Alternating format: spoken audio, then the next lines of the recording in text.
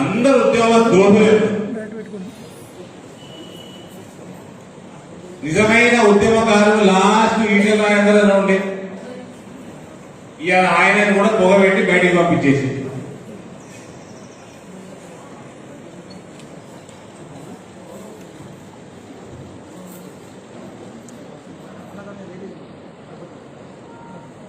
అయ్యా కొడుకులు నిజంగా వాళ్ళు ఉద్యమకారులు అనుకుంటే, వాళ్ళ పార్టీలో అందరు ఉద్యమకారులు ఉన్నారు అనుకుంటే, నిజంగా తెలంగాణ సమాజం కోసం అయ్యా కొడుకులు పనిచేస్తాం అనుకుంటే, బంగారు తెలంగాణ దిశగా ఇవాళ తెలంగాణ పోతున్నది అనుకుంటే, సిగ్గు శరం ఉంటే, దమ్ము ధైర్యం ఉంటే, ఎవరి కోసమైతే నువ్వు ఈటెల రాజేందర్ గారిని బయటికి పంపించినావు, వాడిని తీసుకొచ్చిన క్యాండిడేట్ పెట్టు, నీ కొడుకును పెట్టు క్యాండిడేట్. నీ కొడుకే కనుక అధికార దాహం లేకపోతే నీ కొడుకుకి ఇవాళ ఎలక్షన్ రాకపోదు. కేటీఆర్ కి తెలంగాణ పౌరుషం ఉంటే, రోషం ఉంటే, కేటీఆర్ ఈటెల రాజేందర్ గారి కంటే బ్రహ్మాండంగా ఒక మంత్రిగా పనిచేసింది అనుకుంటే, మునగాయి అనుకుంటే, ఇవాళ కేటీఆర్ ని సవాల్ చేస్తా ఉన్నా, కేసీఆర్ ని సవాల్ చేస్తా ఉన్నా, మీకు ఎట్లా అభ్యర్థి దిక్కులేడుగా. మీ అధికార దాహం కోసం హుజూరాబాద్ ప్రజల ఆత్మాభిమానాన్ని దెబ్బతీసింది మీరు.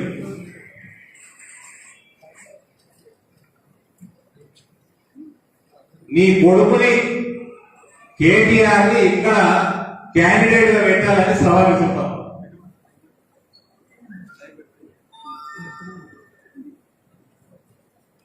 గతే కదా కొడుకు అధికార దాహం కోసమే వచ్చిన ఎన్నికైంది, వేరేదేమి నాకైతే రీజన్ కనబడతలేదు.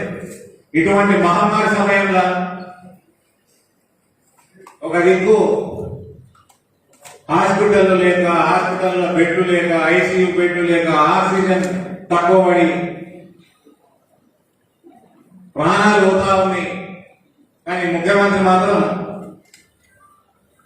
బయటికి వచ్చేది లేదు, రివ్యూ పెట్టింది లేదు.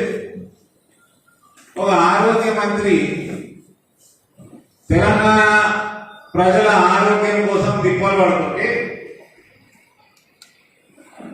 నువ్వు ఆయన కూడా వీకేసి ఎన్నడూ బయటికి రాలేదు.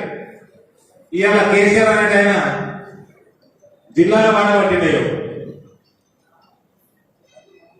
నేను మొన్న కూడా చెప్పిన, ఇవాళ వాళ్ళు క్యాబినెట్ మీటింగ్ పెట్టుకున్నారు, లాక్డౌన్ బంద్ ఎక్కడికి అన్నారు. ఆ మర్నాడికి వెళ్ళి జిల్లాల పర్యటన మొదలైంది. జిల్లాల పర్యటన ముఖ్యమంత్రి మొదలైతే ఎన్ని రోజుల ప్లానింగ్ ఉండాలి తమ్ముడు? మీడియా మిత్రులు చెప్పాలి మీరే. ఇవాళ లాక్డౌన్ బంద్, రేపటి నుంచి ముఖ్యమంత్రి జిల్లాల టూర్. అంటే ముందే ప్లాన్ చేసుకున్నదే కదా. ఈ జిల్లాల టూర్ల కోసము లాక్డౌన్ ఎత్తిపడేసింది. మొత్తం దేశం మొత్తంలో అందరికంటే లాస్ట్ లాక్డౌన్ పెట్టింది మనమే, కేసీఆర్. అందరికంటే ఫస్ట్ మొత్తం లాక్డౌన్ ఎత్తేసి ఆయన.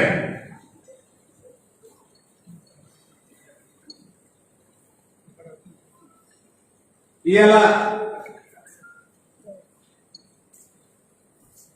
నీ కొడుకే కనుక ఈటెల రాజేందర్ కంటే ఎక్కువ సమర్థులు అయితే నువ్వు హుజూరాబాద్ ఆయన క్యాండిడేట్ గా పెట్టు. హుజూరాబాద్ ప్రజలు నిర్ణయిస్తారు, దుఃఖదు పనిక పని వదలరు.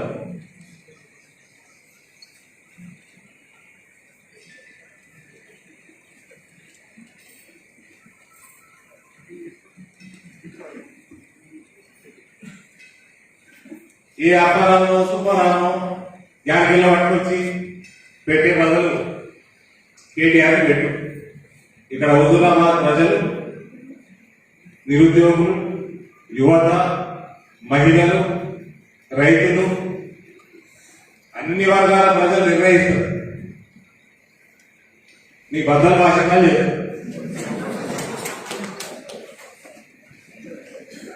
ఇవాళ ఏమనంటే ఓ సంతులు వచ్చినాయి, సంతులు పైసలు సర్పంచ్ కోరేటట, ఎంపీటీసీ కోరేటట, జెడ్పీటీసీ కోరేటట.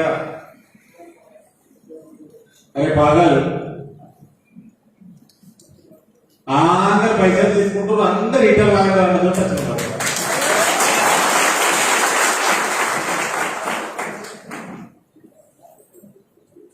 పైసలు ఇటు అందుకుంటుండు, వాడు వాళ్ళని పంపించేస్తున్నారు, లీటర్ అనుకుంటుంది.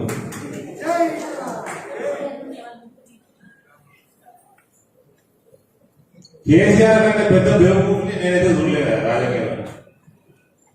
పైసలు తీసుకోమని ఓటేస్తారా? టీఆర్ఎస్ పార్టీని ఓడగొడదామని నిర్ణయం చేసుకున్నాడు. మనస్ఫూర్తిగా కేసీఆర్ కి బుద్ధియర్మాల ఎలక్షన్ గా ఈ అహంకారాన్ని దించాలని నిర్ణయం చేసుకున్నాడు. పైసలు తీసుకోమని నిర్ణయం మార్చుకుంటా? పైసలు ఓడొద్దా? నన్ను కొనుక్కుంటే నాకు కూడా పంపి, నేను తీసుకుంటా పైసలు. వాళ్ళంతా తీసుకుంటా పైసలు, ప్రజల పైసలు. నేను నిజామాబాద్ చెప్పినా, బస్తాలు చెప్పినా. మా దగ్గర కార్పొరేటర్ ఇలా వెయిట్ పైసలు తీసుకున్నాడు, తెల్లారి మళ్ళీ బీజేపీ వచ్చి నాకు చెప్పాడు. నాకు పోయిన దేశంలో కూడా ఆపసలు వచ్చింది. నేను అన్న పిల్లగాల మీద ఎప్పుడు చేయించుకోని చెప్పాను. ఎవడే సోపు ఇలా పోరగాళ్ళకి, కేసీఆర్ పోరగాళ్ళకి అమెరికాలో ఉండగా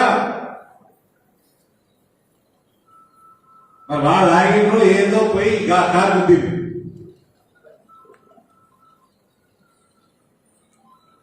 హాస్పిటల్ వాళ్ళు హాస్పిటల్ బిల్లు కట్టేదిగా పైసలు లేకుండా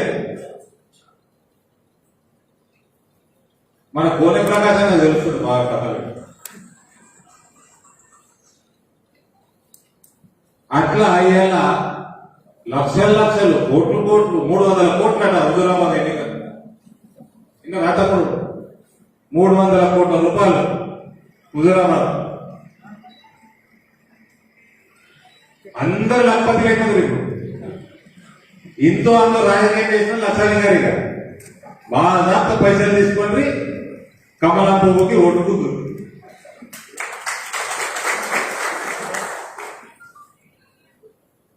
ఈ ఎన్నిక తర్వాత మాత్రం ఒక్కటి మాత్రం గొప్ప నాకున్న కొద్ది గొప్ప అవగాహన చెప్తా ఉన్నా. టీఆర్ఎస్ ప్రభుత్వం పతనం దిశగా ఫాస్ట్ దృష్టిపోతుంది. ఫాస్ట్గా కాదు, వైకుంఠ ధామం దిశగా పోతుంది ఈ ఎన్నిక రాదని.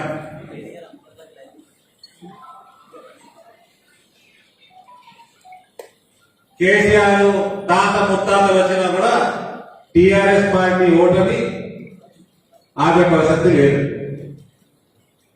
ఇక ఆఫీసర్ని కోరుతా ఉన్నా, దయచేసి చేతులు జోడించి ఓవర్ యాక్షన్ చేయకుండా కలెక్టర్లతో కాళ్ళు ఒప్పించుకుంటున్నాడు. జర ఆలోచన చేయండి. మన ఆత్మాభిమానం, సెల్ఫ్ రెస్పెక్ట్ మనకు ఇంపార్టెంట్. బ్యూరోక్రసీకి ఆత్మాభిమానం కాపాడండి. ఇక ఈ ఎన్నికలలో కూడా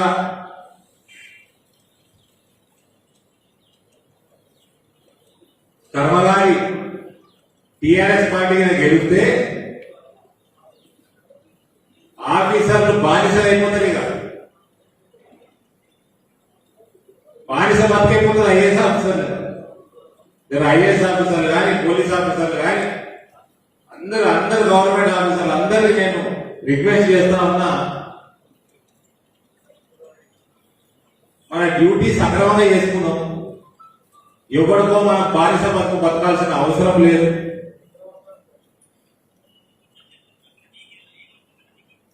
కాబట్టి ఓవర్ యాక్షన్ అదొద్దు.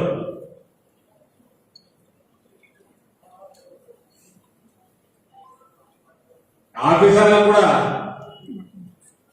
బయట ఎంత బానిసత్వం చేసుకున్నా కొందరు ఉంటారు కదా, అక్కడిక్కడ కాలం ఒక్కటారు. ఇంటికి పోయినాక ఏ రకంగా ఇంటోళ్ళకి ముఖం చూపిస్తారో వాళ్ళు ఇంటోళ్ళకి ముఖం చూపెట్టారు కదా. కాబట్టి ఆ సిచ్యువేషన్ ఆ సందర్భం రాకుండా చూసుకోండి. బ్యూరోక్రసీ యొక్క డిగ్నిటీని కాపాడాడు.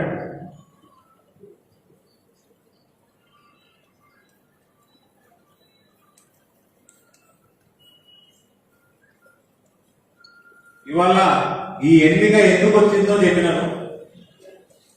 ఇక్కడ ఈటెల రాజేందర్ అన్న విజయోత్సవ ర్యాలీలో పాల్గొన్నాక పోతాడు.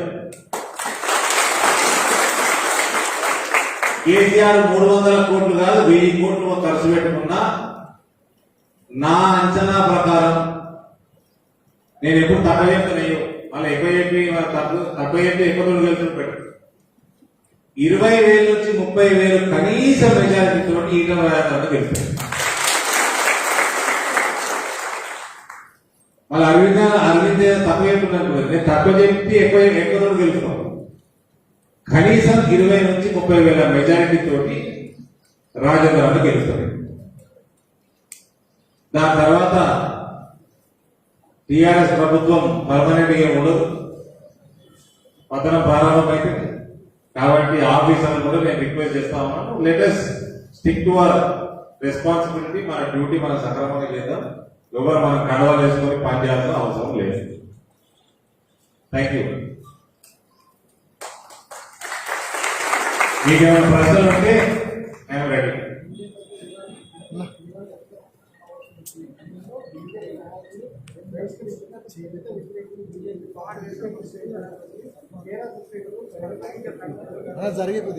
సిగ్గుంటే తెరాస శ్రేణులకి అలా ముఖ్యమంత్రి ఎస్సీ కావాలి కదా. హుజూరాబాద్ ఎఫెక్ట్ ఇది. జిల్లాల పర్యటనలు, ఇవాళ ఎస్సీ సోదరుల మీద ప్రేమ, ఇదంతా కూడా హుజూరాబాద్ వైరస్. దాని రిజల్ట్ ఇది. దొంగ బూటలపు మీటింగ్ ఇవన్నీ. నన్ను మీడియా మిత్రులందరూ టీఆర్ఎస్ శ్రేణులు ఎవరైతే అంటున్నారో వాళ్ళని రిక్వెస్ట్ చేస్తున్నా, నన్ను తీసుకుపోయి ఇంటే ఉంటా, నేను ఒక్కడే వస్తా. ఎందరికి 3 ఎకరాల పొలం ఇచ్చిండు, ఎందరికి డబుల్ బెడ్రూమ్ ఎస్సీలకు ఇచ్చిండు, ఏ ఎస్సీలకి ఏ పదవులు ఇచ్చిండు. ఎస్సీలని కేసీఆర్ అవమానించినంత చరిత్రలో ఎవరు అవమానించలేదు. కడియం శ్రీ గారి కావచ్చు, రాజయ్య కావచ్చు, ఈ దొర అహంకారం అడ్డు అదుపు లేకుండా అయిపోయింది. కాబట్టి ఈ దొంగ మీటింగులు, ఎలక్షన్ల కోసం డ్రామా మీటింగులకి పోవాల్సిన అవసరం లేదు.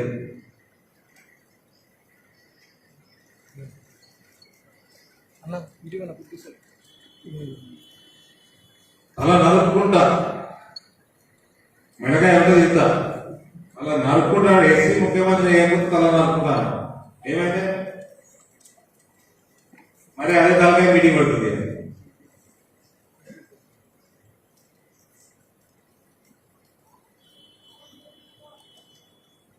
ఆయుష్మాన్ భారత్ పెట్టిందా? ఎందరు చనిపోయింది?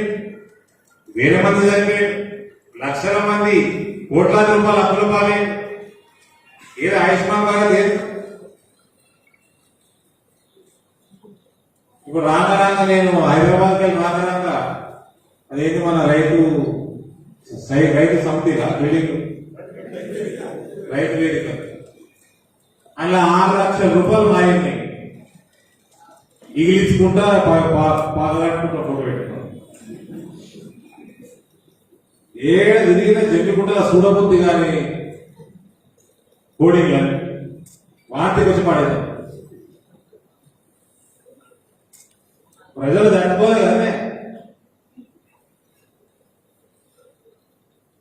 ప్రజలు తట్టుకోరు.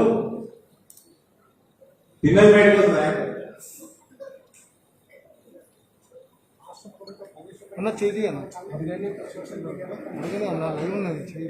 ఏ సంక్షేమ పథకం పెట్టి ప్రవేశపెట్టింది కదా, ఏ సంక్షేమ పథకం ప్రవేశపెట్టే విషయం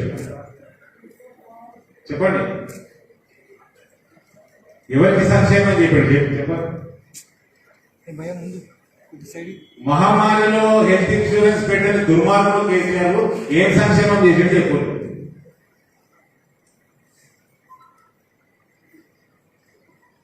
ఒక్కటి చెప్పండి ప్లీజ్.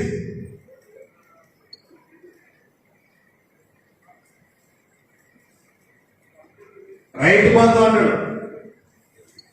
రైతు బంధువుల గరీబ్ రైతులకు వచ్చేది తక్కువ, రామేశ్వరరావు లాంటి భూభాగాసులకు వచ్చేది ఎక్కువ. నాకు తెలిసిన వాళ్ళనే 1000 మంది పేరు నీకు. వాళ్ళకి రైతు బంధు అరుగులే కాదా, ఓ లక్షలు లక్షలు పడతాయి ప్రతి సంవత్సరం, కోట్ల రూపాయలు పడతాయి.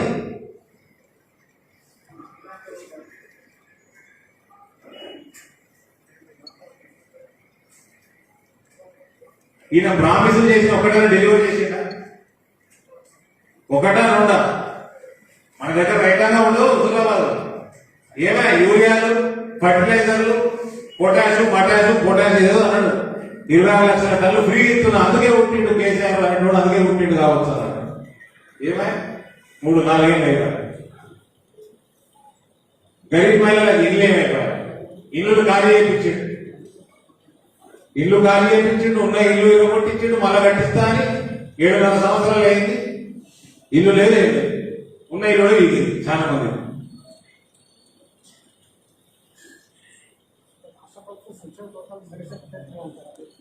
ఒక్కటి చెప్పు కదా, ఒక్కటి పనికొచ్చే సంక్షేమ పథకం చెప్పు. మీరు మరీ ప్రశ్న వచ్చారు కదా, పథకాలు ఒక్క పథకం చెప్పు. కేంద్ర ప్రభుత్వ నిధులు లేకుండా రాష్ట్ర ప్రభుత్వం నడుపుతున్న ఒక్క పథకం చెప్పండి సార్. మైనారిటీలకి ఇచ్చే అది ఏమంటారా, షాదీ ముబారక్ పథకంలో కూడా కేంద్ర మైనారిటీ వెల్ఫేర్ ఫండ్స్ ఉన్నాయి.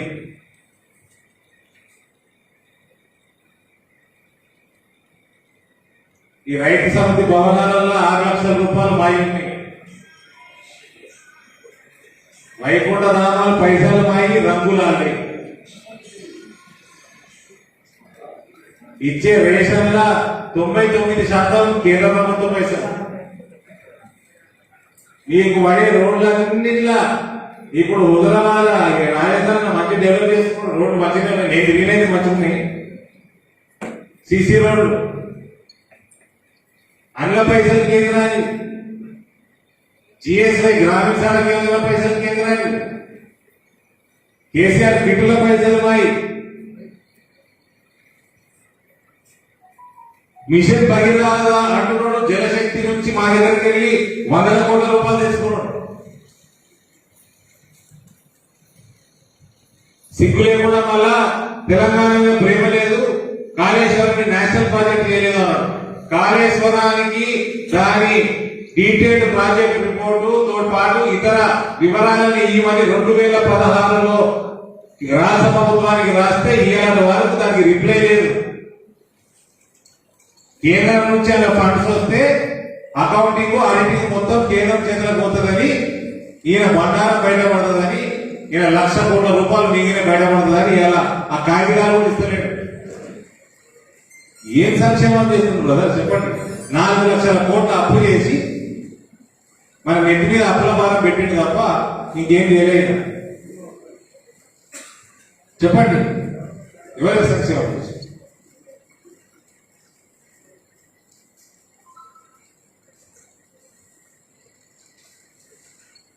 సంతోషరావు 7 సంవత్సరాలు 8 సంవత్సరాలకి వెనక పోయి సంతోషరావు ఫోటో చూడండి. సంతోషరావు పరిస్థితి ఆర్థిక పరిస్థితి ఏముండదు చూడండి 8 సంవత్సరాల క్రితం. ఇలా డిఫాక్టో సీఎం అయిపోయాడు. ఆయన ఒక ముఖ్యమంత్రి, కేటీఆర్ ఒక ముఖ్యమంత్రి, ఆయన బిడ్డే ఈ రాష్ట్రానికి మొట్టమొదటి మహిళా ముఖ్యమంత్రి. అలా ముసాయనేమో ఉన్నపది ఊసకూడదు, ఇలా పూర్వాలు ఊసకూడదని ఆయన టెన్షన్ ఆయన గట్టిగా పట్టుకొని కూర్చోడం కూర్చుంది.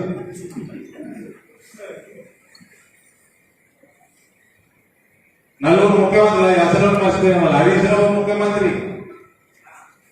5 మంది ముఖ్యమంత్రులు. ఈ 5 తప్ప ఇంకెవరు సంక్షేమం ఎవరికి వచ్చింది ఎప్పుడు.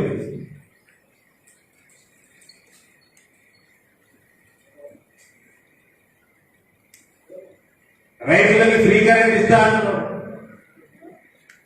కేంద్రానికి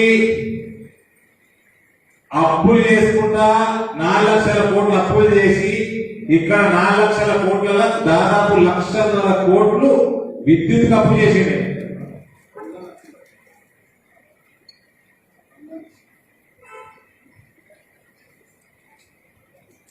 రైతుల్ని అప్పులపాలు చేస్తున్నాడు, రైతులకి ఫ్రీ పవర్ ఇస్తున్నాడు. రైతు రుణమాఫీ ఏమైంది? వరి కొంటున్నాడా సమయానికి? మక్కలు కొంటున్నాడా?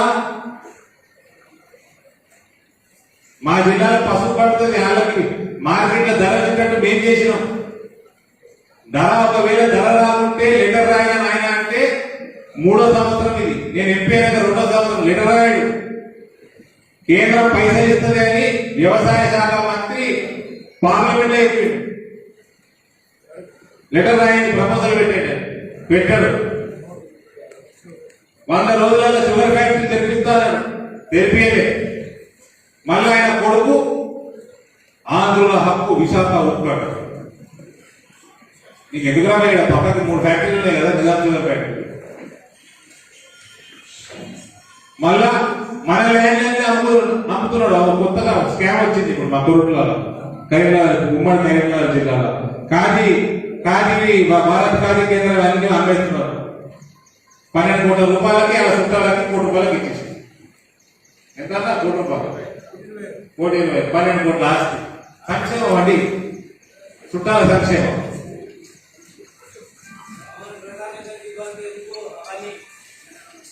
ఇది సంక్షేమం నడుస్తున్నది తెలంగాణలో. మళ్ళీ కేటీఆర్ అడుగుతా ఉన్న ఆంధ్రుల హక్కు విశాఖ ఉక్కు అంటారు. మరి ఇక్కడ అన్ని అభ్యర్థులు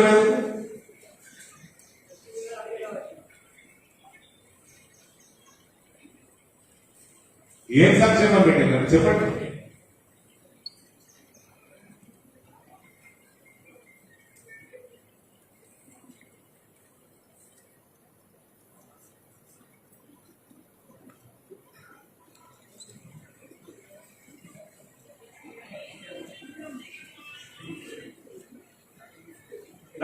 అయిపోయినా?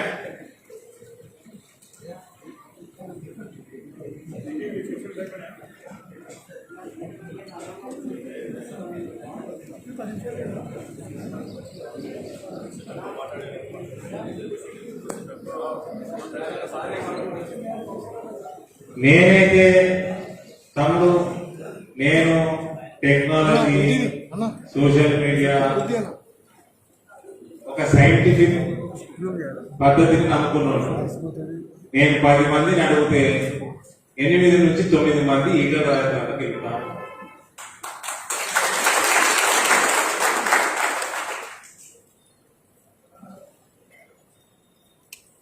మెజారిటీ ఎక్కడికో పోతుంది. నేను ముందే చెప్పిన, అందుకని నేను తక్కువ చెప్పి ఎక్కడోడు గెలుపుతాను తప్ప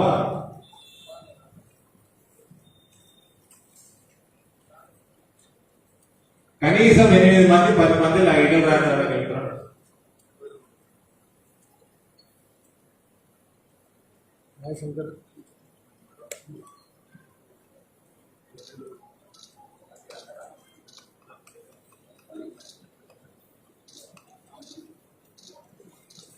మాకు సవాలు కేటీఆర్ ఇక్కడ నిలబడాలి. అది ఎవరి కోసమైతే ఎన్నిక వచ్చిందో ఆయన నిజంగా మొనగాడైతే ఆయన క్యాండిడేట్ కావాలి.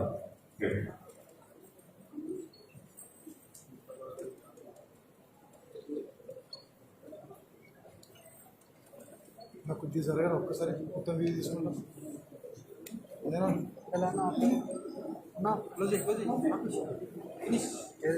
ప్రస్తుతులందరికీ